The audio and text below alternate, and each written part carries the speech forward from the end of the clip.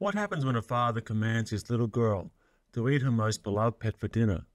That is exactly what happened to famed Swiss thanatologist Elizabeth Kubler-Ross during the interwar period of the 20th century.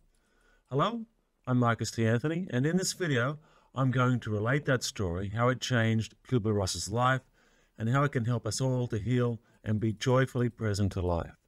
Further, the story helps us understand why mindfulness practices may not be able to help us truly live in the present moment if they lack one vital ingredient. Indeed, they may even leave us feeling more anxious, depressed, and even suicidal. Now, the easiest emotions to master are the feelings that show up immediately in our physiology. You can plot their correlates on scanning devices because they can be indirectly detected in the body through such things as galvanic skin response, respiration, heart rate, blood pressure, neural activity, and so on. Dealing with immediate feelings is not that difficult. If you're angry at your spouse, for example, you can take 10 deep breaths and calm down. If you are scared of using elevators, you can learn to breathe deeply and alleviate some of the symptoms of anxiety. If you're sad because your dog died, you can cry. Because these emotions are immediate and conscious, we have a strong awareness of them, and it may be not so difficult to process them. But there are some kinds of feelings which are not easily detectable via our modern technologies because they're not immediate emotional expressions. Here we're talking about the world of the shadow, the unconscious or barely conscious. Trauma that is buried within the psyche is invisible and arguably not detectable via our neurophysiology. Well-being practitioners may be able to identify such deep emotional baggage through physical symptoms such as chronic tension in the forehead, shoulders, and abdomen, or via an examination of posture. Some might see evidence in addiction and other adaptive behaviors or from our indirect attempts to control difficult emotions. Yet it has to be acknowledged that these are all subtle, indirect indicators. A rather distressing case of repressed trauma involves Elizabeth Kubler-Ross, who passed away in 2004. She was perhaps the most well-known thanatologist of the modern era. She studied dying. Kubler-Ross was conditioned in childhood not to grieve for herself, not to cry, and not to feel. Yet much later in life, she realized that traumatic childhood feelings do not simply disappear. In the passage I'm about to relate, taken from her book On Grief and Grieving, she writes of her earliest days in Switzerland, just before World War II. And I'm going to read the passage directly here to you. During my childhood, we always had bunnies around the house, and I loved each and every one of them. The problem was my father was thrifty, and every 6 months he needed to roast a bunny for dinner. I would have to bring the beloved bunnies one by one to the butcher, but I always made sure that my own special bunny, Blackie, was never chosen.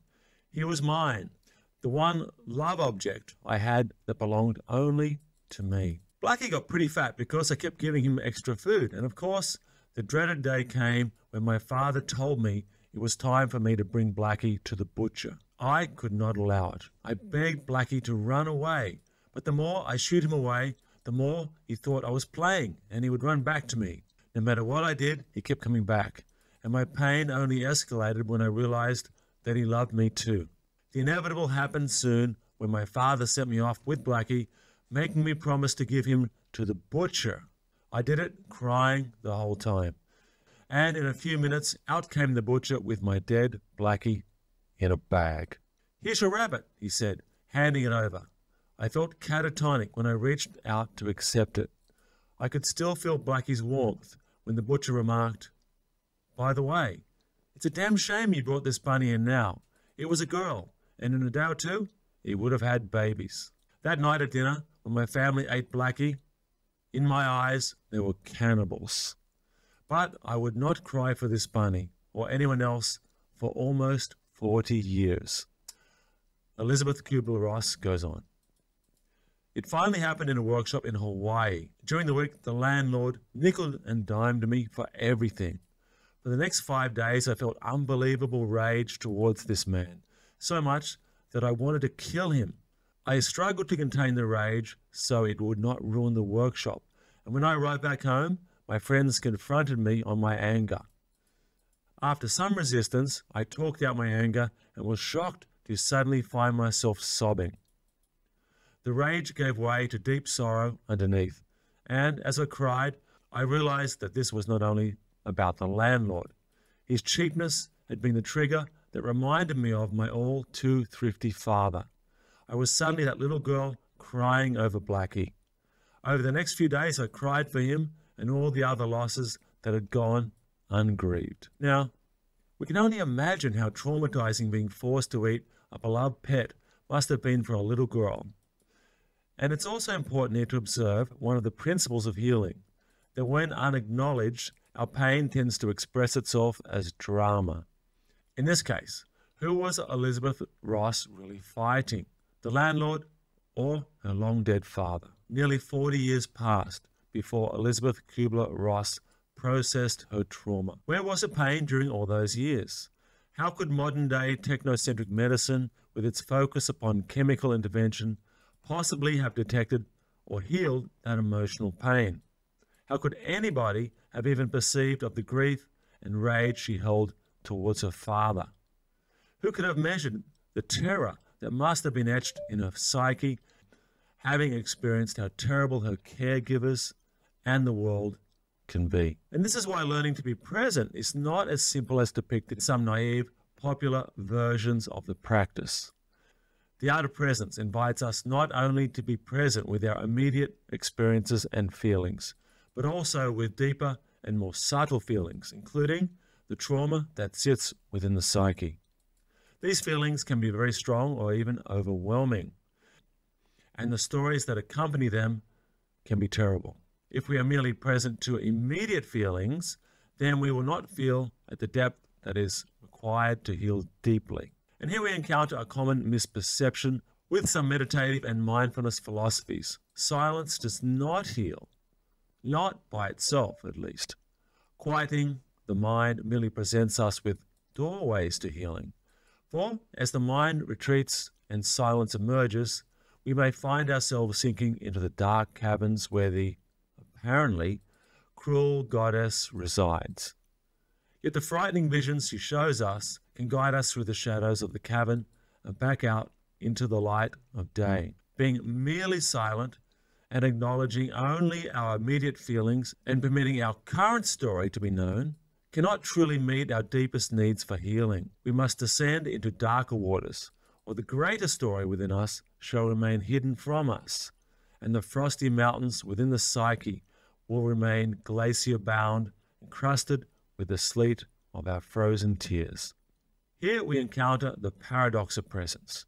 You cannot truly be present till you have developed a conscious relationship with your feelings, but you cannot develop the right relationship with your darkest emotions till you have invited your deepest pain to be present with you. Thus, in states of presence, an opportunity may arise, a choice that you will be asked to make, to feel or not to feel. All emotional wounds seek healing. All unfinished stories seek closure.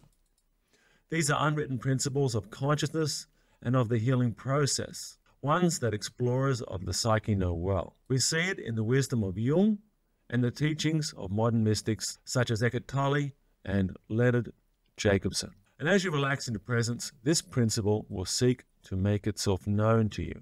To learn how to feel deeply is not easy. Many of the more popular or academic practices of presence do not appreciate this secondary level of healing. This is due to the limited aims of most of these practices. The purpose of many current mindfulness practices is to permit calmness, and they're not usually healing practices. Perhaps this is one of the reasons why some studies indicate that mindfulness practice results in a small percentage of practitioners becoming more depressed, anxious, or even suicidal. Mindfulness may allow us to relax just enough to leave us poised at the gateway of the ancient caverns of the psyche, terrified by the beckoning of the cruel goddess who resides therein, but not daring to venture into that darkness. Further, popular mindfulness practices may not provide us with the proper tools to navigate our way out of that murky domain if we do stumble upon it. We therefore need a process to allow our deep emotions to surface. But that shall be a topic for another video. So please like and subscribe to this Power and Presence channel. Till then, see you next time in the futures.